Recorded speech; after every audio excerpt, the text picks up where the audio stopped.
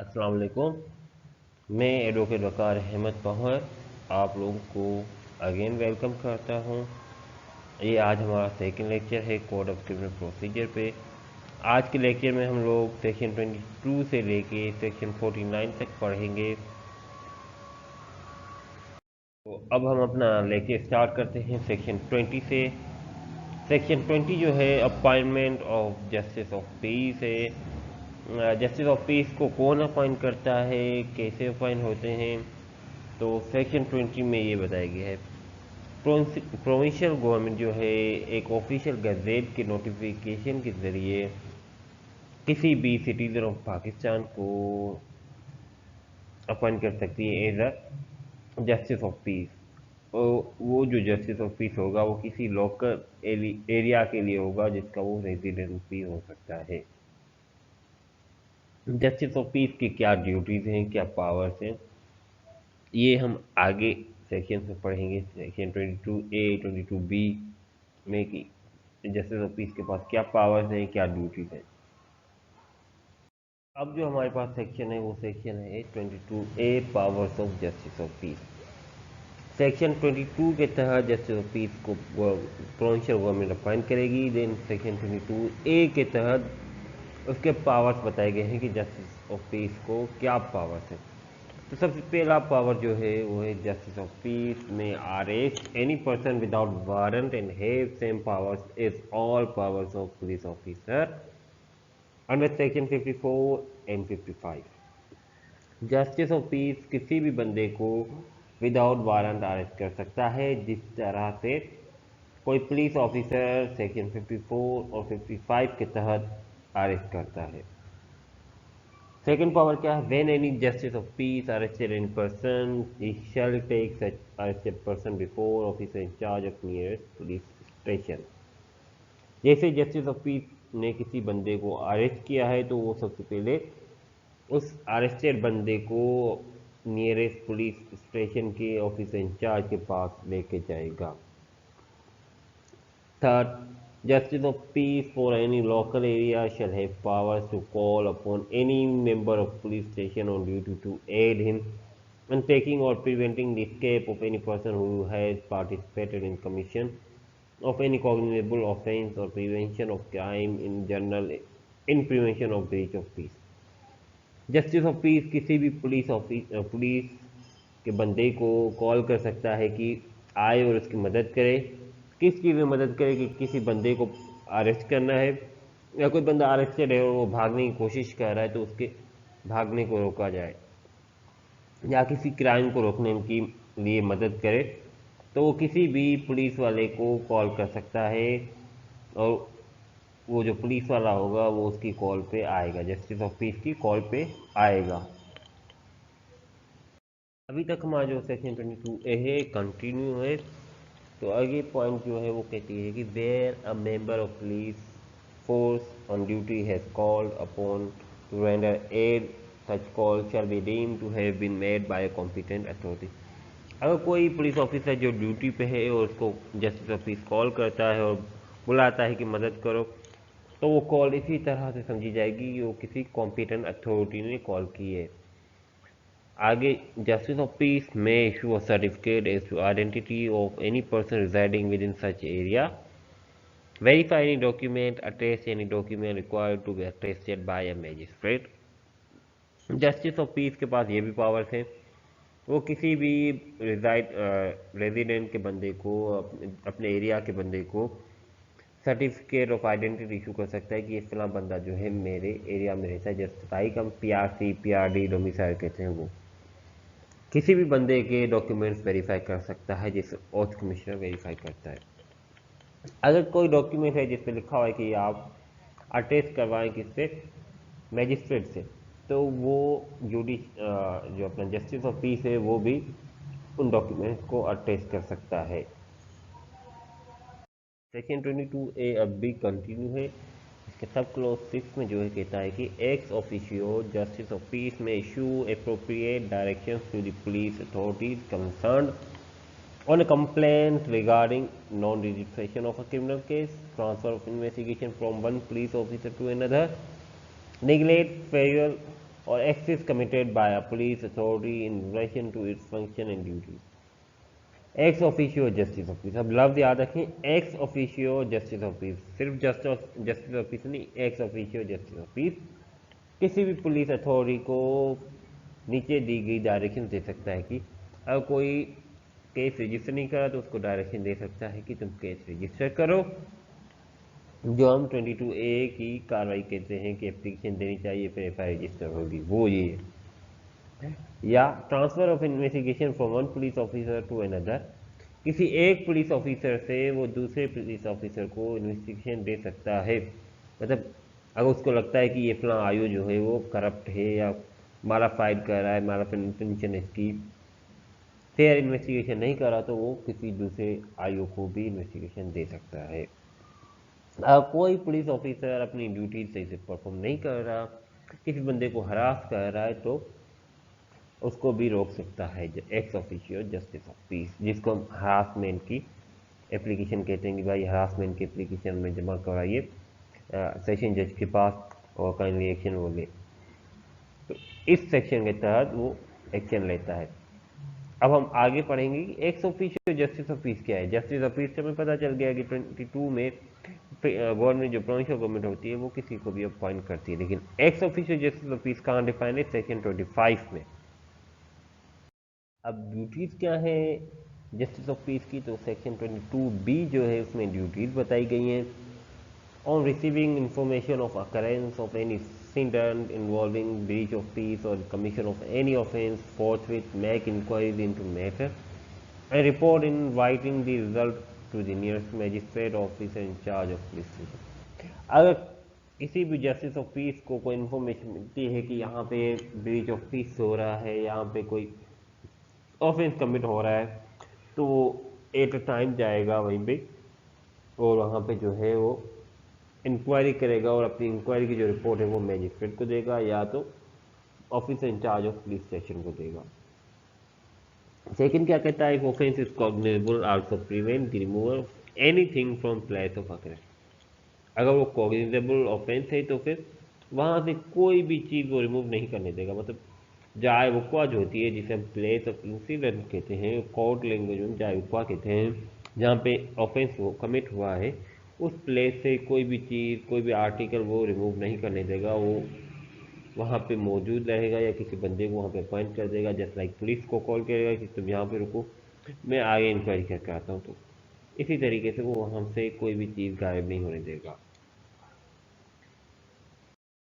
जैसे कि हमने सेक्शन 22A में बात की थी कि ex officio justice of piece, तो सेक्शन 25 जो है वो बताता है कि ex officio justice of piece कौन होता है। तो सबसे पहले सेशन जजेस जो होते हैं वो x officio justice of piece होते हैं, या सेशन जजेस की नॉमिनेशन पे जिन एडिशनल सेशन जजेस को सेशन जज नॉमिनेट करेंगे प्लस एडिशनल सेशन जजेस भी एक्स ऑफिशियो हैं, तो वो भी ex officio justice of peace कहलाएंगे। इससे हमें क्या मुराद है इस सेक्शन से कि ex officio justice of peace अलग होता है, जस्टिस ऑफ पीस अलग होता है। Justice of peace provincial government appoint करती है, ex officio justice of peace जो है वो सेशन जज या एडीजे एडिशनल सेशन जज होते हैं, ये बात याद रखिएगा। अब सेक्शन 28 जो है वो कहता है कि ऑफेंसेस अंडर पीनल कोड, जो भी पाकिस्तान पीनल कोड के ऑफेंसेस हैं उनको ट्राई कौन करेगा, उनको ट्राई जो है हाई कोर्ट करेगी या कोर्ट ऑफ सेशन करेगी, या सेकंड शेड्यूल के कॉलम नंबर 8 में जो ऑफेंसेस बताए गए हैं उनकी जो कोर्ट्स बताई गई हैं कि फ़लाँ ऑफेंस की जुडिक्शन जो है फ़लाँ कोर्ट के पास है, तो जिस कोर्ट के पास जुडिक्शन होगी वो कोर्ट उन ऑफेंसेस को ट्राई करेगी। अब सेकंड कॉलम शेड्यूल जो है वो बहुत इंपॉर्टेंट है, उसके 8वें कॉलम में बताया गया कि कौन सी कोर्ट कौन से ऑफेंस को ट्राई करेगी। तो ये बात याद रख दीजिएगा, क्या 8वें कॉलम में कोर्ट्स का बताया गया, अदालतों का बताया गया कौन सी अदालत कौन से जुर्म के लिए जुडिक्शन रखती है। आगे चलते हैं नेक्स्ट सेक्शन पे। Section 29 offences under other law. अगर कोई स्पेशल लॉ है इसमें कोई ऑफेंस डिफाइन किया गया है जिसकी पनिशमेंट भी है, तो वो ऑफेंसेस कौन सी कोर्ट्स ट्राई करेंगी, तो वो स्पेशल कोर्ट्स ट्राई करेंगी। जस्ट लाइक ATC जो है हमारा एंटी टेररिज्म एक्ट जो है 88, वो जो है हमारा एक स्पेशल लॉ है, तो उसके लिए हमारे पास स्पेशल कोड्स हैं जिसे हम कहते हैं ATC, एंटी टेररिज्म कोड। उनको ट्राई कौन करता है? ATC करती है। लेकिन अब आगे बात कर रहा है कि when no code is mentioned, then offense is tried by High Court or any court in constituted under this code, by which such offense is shown in 8 column of second schedule to be tribal। मतलब कि जो भी बाकी offences हैं या जो एक special law है उसमें जो ऑफेंसेस बताए गए हैं उनके कोड का नहीं बताया गया कि ये ऑफेंसेस कौन सी कोर्ट ट्राई करेगी, तो फिर वो ऑफेंसेस कौन सी कोर्ट ट्राई करेगी? देन हाई कोर्ट या कोर्ट ऑफ सेशन, या जो सेकंड शेड्यूल में 8वें कॉलम में अदालतें बताई गई हैं वो ट्राई करेंगी। Section 30, offences not punishable with death. Provincial government जो है वो किसी भी मैजिस्ट्रेट को ये पावर दे सकती है कि वो सब ऑफेंसेस ट्राई करे, सब ऑफेंसेस की जुडिक्शन रखे, लेकिन डेथ पनिशमेंट वाले ऑफेंसेस की ना रखे। मतलब स्पेशली किसी भी मैजिस्ट्रेट को कोई पावर दे सकती है, लेकिन पावर कब देगी? जब वो हाई कोर्ट से रिकमेंडेशन लेगी या हाई कोर्ट जो है उसको रिकमेंड करेगी कि फलां मैजिस्ट्रेट को जो है आप स्पेशल पावर दें कि वो सब ऑफेंसेस ट्राई करें except punishable with death. Section 31, sentences which high courts and session जजेस में पास। ये जो हाई कोर्ट और सेशन कोर्ट की जुडिक्शन बताता है। हाई कोर्ट में pass any sentences authorised by law. High court जो है कोई भी सेंटेंस पास कर सकती है जो लीगल हो। अब आते हैं सेशन जज या एडीजे, एडिशनल सेशन जज। तो सेशन जज और एडिशनल सेशन जज में pass any sentence authorised by law, but any sentence of that passed by such जज shall be subject to confirmation by high court. इसमें कहता है कि अगर कोई भी सेशन जज है या एडीजे है तो उसके पास हर सेंटेंस पास करने की जुडिक्शन है, लेकिन अगर वो डेथ सेंटेंस पास करेगा तो फिर वो जो है हमेशा हाई कोर्ट से कंफर्म होगा।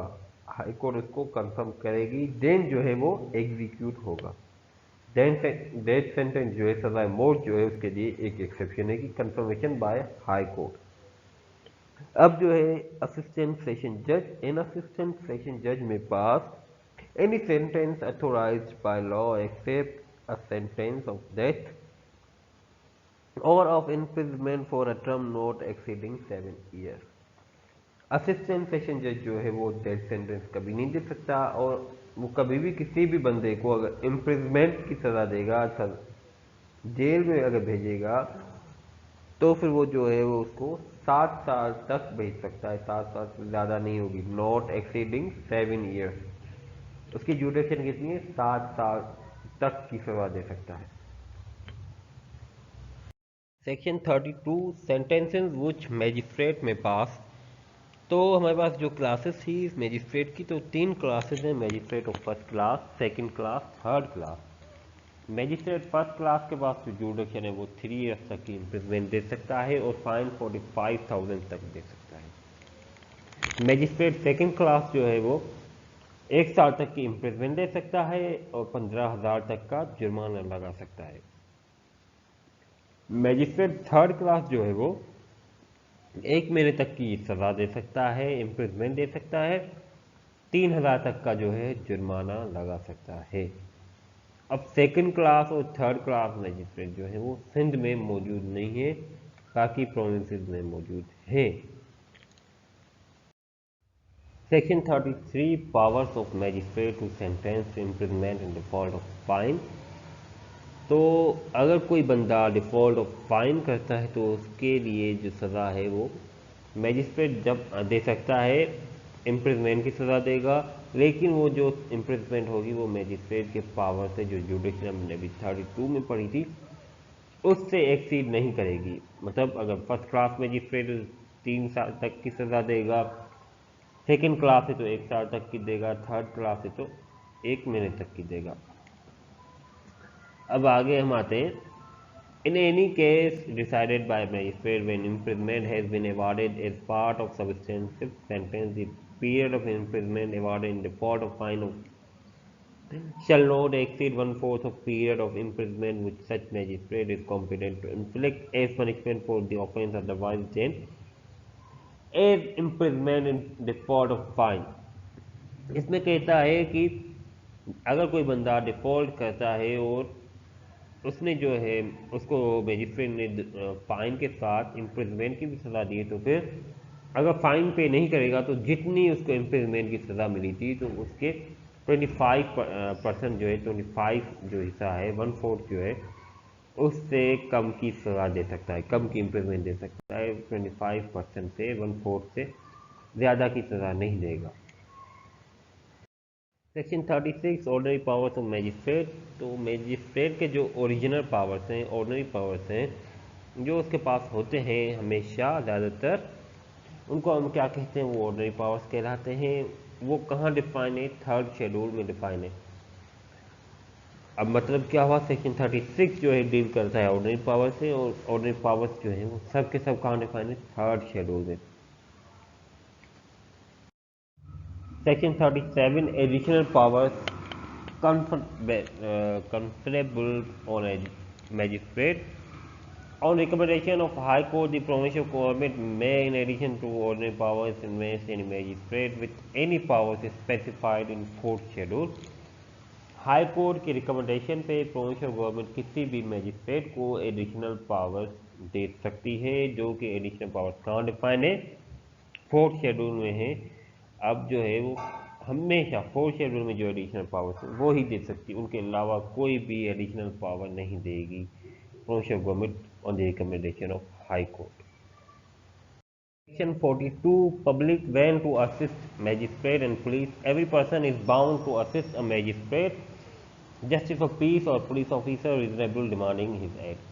अब इसमें लफ्ज़ क्या यूज़ किया है, हर बंदा बाउंड है, बाउंड मतलब उसकी ड्यूटी है कि वो मैजिस्ट्रेट को असिस्ट करे, मदद करे, जस्टिस ऑफ पीस को असिस्ट करे, पुलिस ऑफिसर को असिस्ट करे जब वो मदद मांगे। आगे कब मदद मांगे, इन टेकिंग और preventing the escape of any other person whom such magistrate police officer is authorized to arrest। अब कोई बंदा है जिसको मैजिस्ट्रेट, पुलिस ऑफिसर या जस्टिस ऑफ पीस अरेस्ट करने आए हैं और अथोराइज हैं उसको अरेस्ट करने के, और वो बंदा भागने की कोशिश करे तो उसको भागने से रोकने के लिए जो है वो कोई भी बंदे से मदद ले सकते हैं मैजिस्ट्रेट और पुलिस ऑफिसर, या किसी बंदे को अरेस्ट करने के लिए भी मदद ले सकते हैं। इन प्रिवेंशन और suspension of a breach of peace और in the prevention of any injury attempted to be committed to any railway, canal, telegraph और पब्लिक प्रॉपर्टी। अगर कहीं पे पब्लिक पीस जो है ब्रीच हो रहा है तो उसको रोकने के लिए भी मदद ले सकते हैं, या अगर कहीं पे किसी railway, canal, telegraph, public property को कोई इंजरी हो रही है, डैमेज हो रहा है, तो उस डैमेज को भी रोकने के लिए भी मदद ले सकते हैं। मदद कौन लेगा, magistrate, justice of piece, police officer. किससे मदद लेंगे, किसी भी बंदे से मदद ले सकते हैं। कब लेंगे, वो दोनों पॉइंट्स यहाँ पे लिखे हुए। अब 42 में तो बात करते हैं कि मैजिस्ट्रेट, पुलिस या जस्टिस ऑफ पीस की मदद की जाएगी। 43 जो है वो कहता है aid to person other than police officer executing warrant. Police officer के अलावा अगर कोई बंदा है जो वारंट एग्जीक्यूट कराने आया है तो उसकी भी मदद करेंगे अवाम जो है उसकी मदद करेंगे। When a warrant is directed to person other than a police officer, any other person may aid in execution of such warrant if the person to whom the warrant is directed be near at hand in acting in execution of warrant। मिसाल तो मैं वकार, मुझे जो है एक warrant issue किया है magistrate Bilal Faiz खोसा साहब ने, और कहा है कि जाके मुख्तियार सुमरो को अरेस्ट कर आओ। नॉन अवेलेबल वारंट था, मैं गया अरेस्ट करने, मुख्तियार सुमरो जो है वो मुझसे ज़्यादा ताकतवर थे, मैं अरेस्ट नहीं कर पा रहा था। तो वहाँ पे ही जाहिद सेठो खड़े थे, उनको मैंने कहा कि आप मेरी मदद करें इनको अरेस्ट करने के लिए। तो जाहिद सेठो जो है वो बाउंड है, मेरी मदद करेगा और फिर हम दोनों मिलके मुख्तियार को अरेस्ट करेंगे और फिर मैं जाके उसको पेश कराऊंगा मैजिस्ट्रेट बिलाल फेस मूसा साहब के सामने।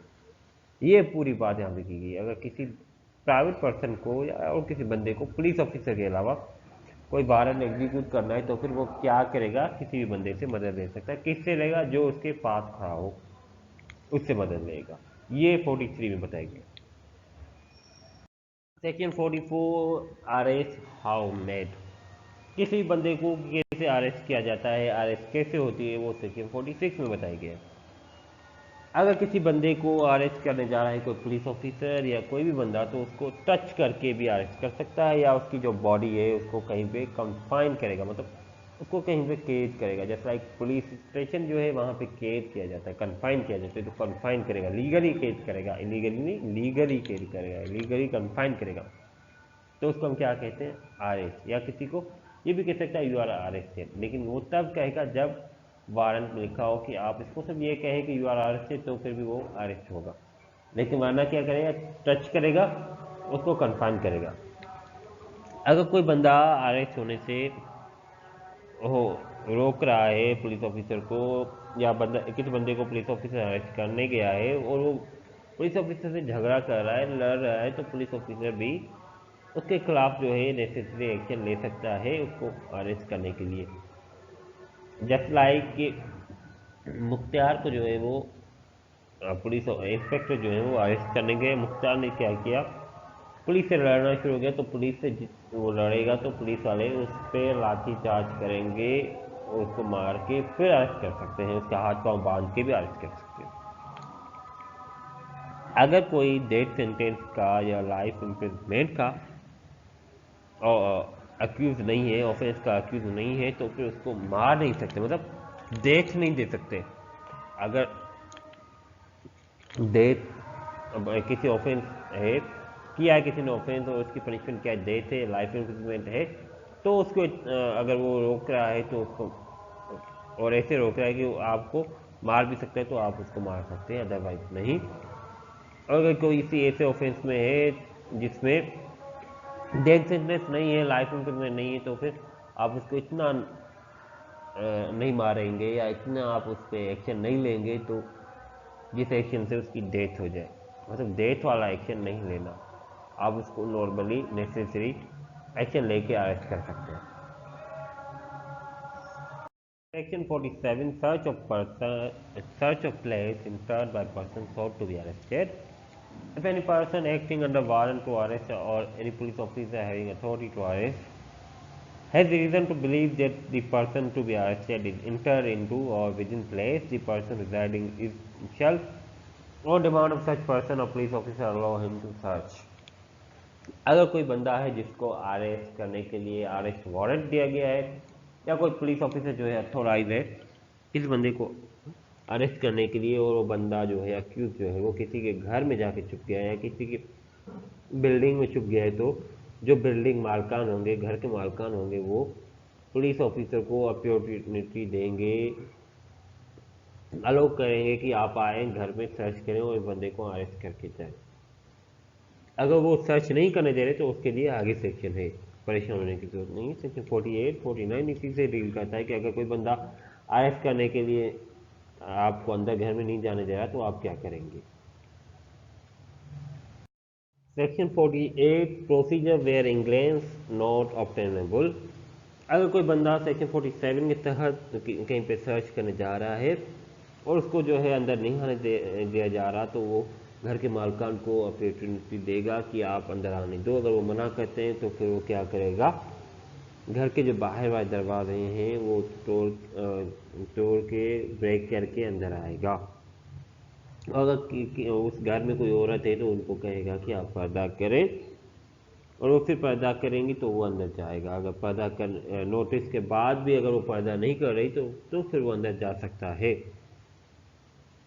और औरतों को नोटिस में ये भी लिखेगा कि उनके पास जो लिबर्टी है वो वहाँ बाहर जा सकती हैं। फिर भी नहीं जाएगी तो फिर वो दरवाज़ा जो है तोड़ ब्रेक करके अंदर चला जाएगा। उसके अलावा दूसरी बात, हमेशा जब भी सर्च करने जाएगा तो वो सुबह के टाइम में जाएगा, कभी भी अंधेरे में नहीं जाएगा, मगरिब के बाद नहीं जाएगा। Section 49, power to break open doors and windows for purpose of preparation. Any police officer or other authorized person may break any outer or inner door of any if he was detained in such place at the time he was there to arrest any person. अगर कोई police officer या कोई authorise बंदा अगर किसी घर में किसी बंदे को सर्च करने गया, मतलब कि अरेस्ट करने के लिए घर में गया है, घर के अंदर सर्च कर रहा है अरेस्ट करने के लिए, और उसको घर में किसी ने अंदर बाहर से जो बंद कर दिया उसको अंदर, जस्ट लाइक कि एक फ्लैट में गया, उसके एक कमरे में सर्च करने गया पुलिस ऑफिसर या अथोराइज बंदा, बाहर से घर के मालकान ने, फ्लैट के मालकान ने उसको बंद कर दिया, तो अब उसके पास 49 सेक्शन के तहत पावर है कि वो घर जो फ्लैट का दरवाज़ा है जिस कमरे में उसको बंद किया गया है उसका दरवाज़ा तोड़ के ब्रेक करके बाहर जा सकता है, अपनी लिबर्टी यूज़ कर सकता है।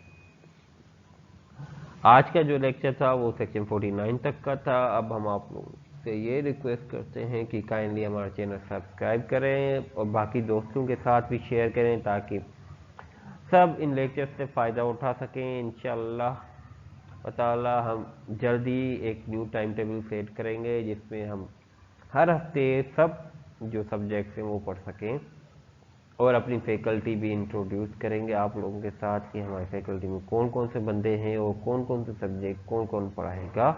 लेकिन परेशानी की कोई बात नहीं है, CRBC में ही पढ़ाऊँगा, बाकी जो सब्जेक्ट्स हैं वो डिस्ट्रीब्यूट होंगे, और अगर कोई सब्जेक्ट है